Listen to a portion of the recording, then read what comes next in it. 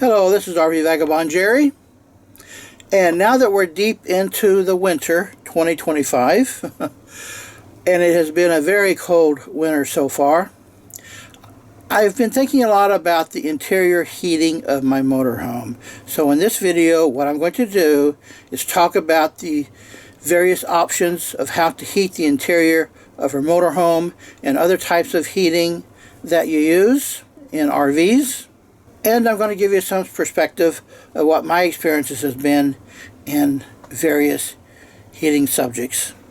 So first I'm going to tell you about what I use for the interior heating of my motorhome. Starts in the morning, got to get the place warmed up, and I'm not one to be really about wearing clothes inside my motorhome. So I heat mine probably a little more than most people do. I don't like bundle up in clothes and a coat and that kind of thing. I like to be free and comfortable, and it takes a little more heating, and yes, I'm willing to do that. So let me tell you about what I use for interior heating. And naturally, the two heating power sources is electricity and propane. And I do the large majority of my heating with propane. So first, let me go outside and show you my propane tank. Motorhomes like this use a permanently mounted propane tank, and mine is a typical size. I think it's a 23-gallon tank, and of course you can only fill them about 80% full according to regulations, which means I can get about 18.5 gallons in here. I do wish it was a little bit larger.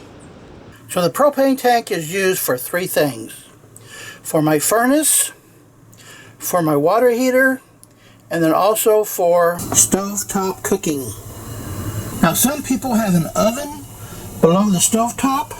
Mine doesn't. Instead I have drawers, which is fine because I would not have any use for an oven. So first let me tell you about the propane furnace. And yes, it does work very well. It heats the place up very quickly, and after you turn it off, the heat stays around for long enough before it needs to come back on. And it has 4 vents like this near the floor. This one's in the bathroom, there's one in the kitchen, and there's one in the living room, and there's one in the bedroom. There's a regular thermostat like this where you turn it on and off and set the temperature. Now let's talk about the water heater. Now I use my water heater for only one thing, which is showering. And it works really well. Now some people leave their water heater turned on 24 hours a day, so they always have hot water. I don't do that. I only use it for showering, and I don't shower every day. So I turn the water heater on just whenever I want to take a shower, and it only takes about 15 minutes of heating to get the water warm enough to shower by. Now that's in the summer. In the winter, depending on just how cold it is out, I may have to leave the water heater on for 20, 25, or 30 minutes before it warms up enough. But that is much, much more fuel efficient, of course, than leaving it on all the time. Now you might be thinking, well, you also need your water heater for washing dishes. Well, I don't. And let me show you why. I have an automatic electric dishwasher. I've always liked dishwashers, so when I got my motorhome, I had to install it right at the dealer where I bought it. And this dishwasher has its own water heater. So it pulls in cold water and it heats it up to the temperature that it needs it to be. You can't trust just regular hot water, so it heats it up to whatever temperature it wants to. Now my water heater is a Suburban brand water heater, which I think the large majority of RVs have the same kind of Suburban water heater. Mine is a 10-gallon tank. It comes in 8, 10, and 12 gallons. It's for some people who have smaller RVs or larger RVs, they may want less or more. But one thing I don't like about this water heater is that it keeps 10 gallons of water in the water heater at all times, and it doesn't have a pump. So the only way of getting the hot water out of the heater is by flushing in more cold water. The cold water coming in flushes out the hot water coming out. But there's been a few times when I've been in a situation where I am completely out of cold water. My freshwater tank is completely empty, but I got 10 gallons of water in my water heater, which I cannot use. And I've checked about getting a pump for the water heater. There's just no such thing.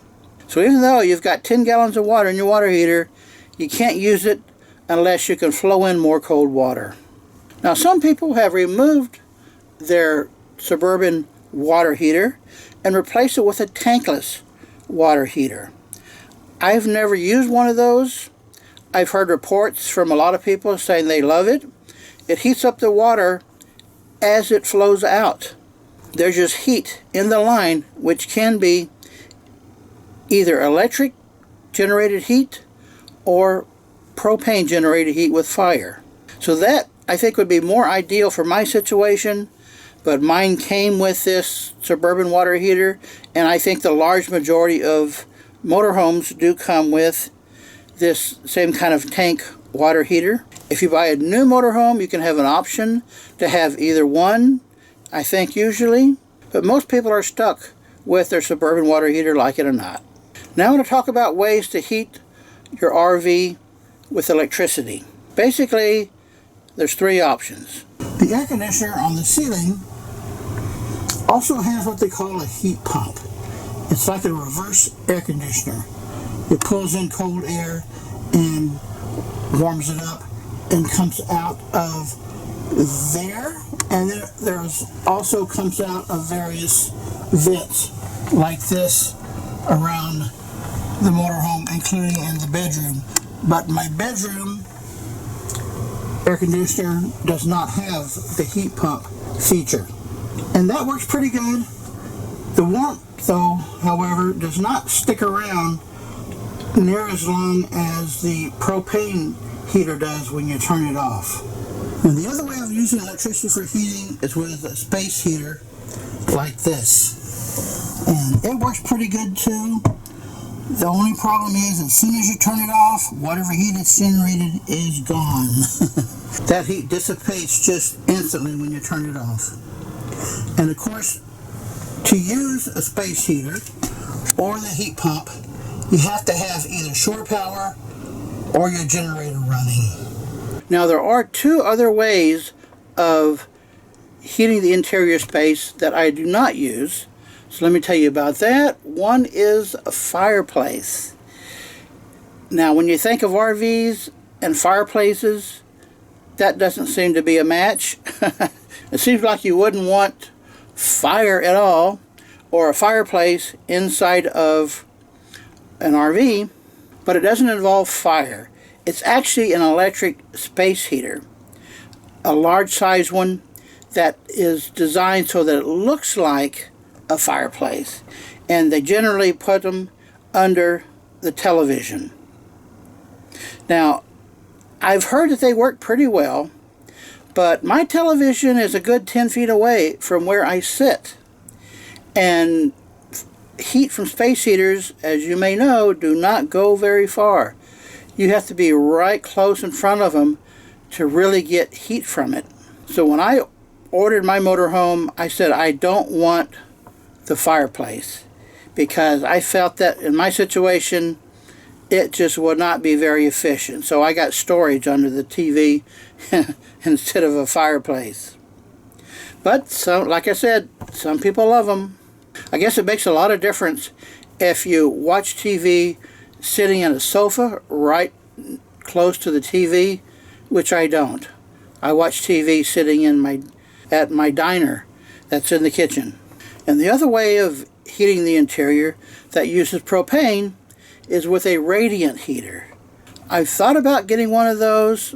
There are many different styles of propane radiant heaters.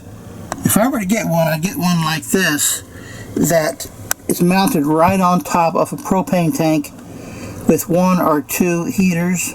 But the reason why I haven't gotten one, my propane furnace works so well, I just feel like I don't need the propane radiant heater.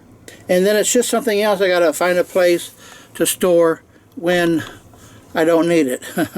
So those would be really good if you don't have a furnace. Now let's talk about how much propane I use. Now this is my only home. I'm not just a weekend or vacationer. I live in my motorhome all year long, and I have for the last 7 years. And if my propane tank that I can fill up to 18.5 gallons, I will go through 2 or 3 tankfuls a year. I use very, very little propane in the summer. The only thing I use it for in the summer is for heating up my shower water. In the winter, I use it a lot, just mostly for space heating. For the summer, that's about it, besides a little bit of stovetop cooking. Because in the summer, I use my electric cooktop most of the time, because with my solar panels on the roof, I keep my batteries fully charged during the summer. So I would rather use electricity than run down my propane, because for me, electricity is free. Other than when I'm hooked up to, like in RV parks. But when I'm not, I get all my electricity from my solar, keeps my batteries charged, so I don't want to use up my propane when I can use my electric cooktop. But then in the winter, I use my propane pretty much every day. I have to at least turn it on first thing in the morning to heat the place up. Now this winter just recently has been a very rare thing happen. For about 3 weeks here in Corpus Christi, it has been very unusually cold. Very cold every day, very little sun, and I've had to use my furnace not only in the morning to warm the place up, but I use the furnace on and off all day long.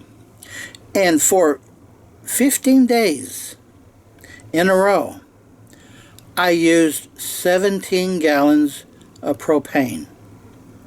When in the winter, a full propane tank would last me probably half the winter. So instead of that propane lasting like 2 months, it lasted 2 weeks. I've never ever had that happen before. In case you don't know, propane costs pretty much about the same as gasoline does. Well folks, that's about it for the heat used in my motorhome. It's pretty much the same, I think, for our other types of RVs, except that the propane tank is in a different place, and a lot of people have portable propane tanks, whereas mine is permanently mounted. And sometimes it's kind of a challenge to find a place that I can go to get my propane tank refilled. There's a lot of places to exchange 20-pound tanks, which I've never done, but finding a place where you can go to and they can just pipe it right into your onboard propane tank is a little more challenging to find. Now, if you're an experienced RVer, you probably know everything I've said already. But if you're new to RVs, or even just now thinking about getting an RV, this should give you some pretty good information about the heating. Good day, folks.